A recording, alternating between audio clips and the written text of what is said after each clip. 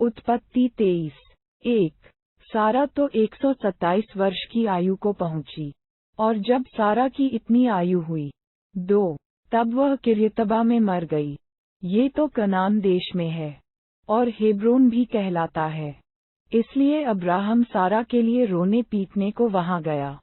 3, तब अब्राहम शव के पास से उठकर हित्तियों से कहने लगा।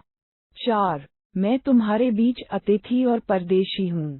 मुझे अपने मध्य में कब्रिस्तान के लिए ऐसी भूमि दो जो मेरी निज की हो जाए, कि मैं अपने मृतक को गाड़कर अपने आँख की ओट करूं।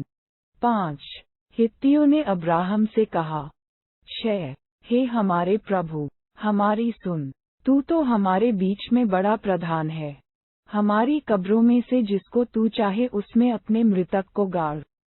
हम में से कोई तुझे अपनी कब्र के लेने से न रोकेगा, कि तू अपने मृतक को उसमें गाड़ने न पाए। 7, तब अब्राहम उठकर खड़ा हुआ, और हित्तियों के सामने, जो उस देश के निवासी थे, दंडवत करके कहने लगा। 8, यदि तुम्हारी यह इच्छा हो कि मैं अपने मृतक को गाड़कर अपनी आँख की ओट करूं, तो मेरी प्रार्थना है कि सोहर के पुत्र एप्रोन से मेरे लिए विनती करो। 9, कि वह अपनी मकपेल वाली गुफा, जो उसकी भूमि की सीमा पर है, उसका पूरा दाम लेकर मुझे दे दे, कि वह तुम्हारे बीच कब्रिस्तान के लिए मेरी निज भूमि हो जाए।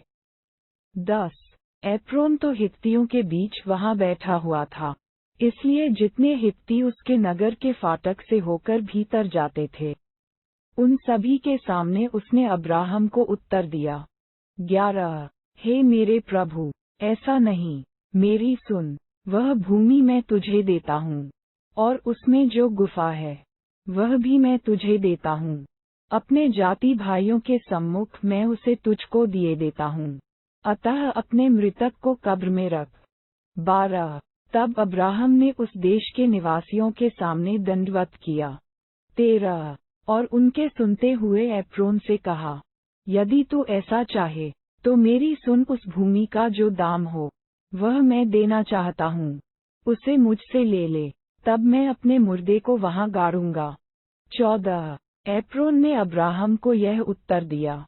15, हे मेरे प्रभु, मेरी बात सुन, उस भूमि का दाम तो 400 शेकेल रूपा है, पर मेरे और तेरे बीच में ये क्या है?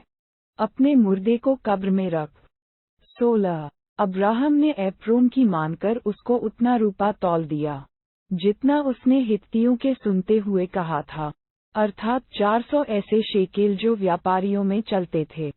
17, इस प्रकार एप्रोन की भूमि, जो ममरे के सम्मुख की मकपेला में थी, वह गुफा समेत, और उन सब वृक्षों समेत भी जो उसमें और उसके चारों ओर सीमा पर थे। 18, जितने हित्ती उसके नगर के फाटक से होकर भीतर जाते थे, उन सभी के सामने अब्राहम के अधिकार में पक्की रीति से आ गई। 19, इसके पश्चात अब्राहम ने अपनी पत्नी सारा को उस मकपेला वाली भूमि की गुफा में, जो ममरे के अर्थात हेब्रोन के सामने कनान देश में है, मिट्टी दी। 20, इस प्रकार वह भूमि गुफा समेत, जो उसमें थी, हित्तियों की ओर से कब्रिस्तान के लिए अब्राहम के अधिकार में पूरी रीति से आ गई।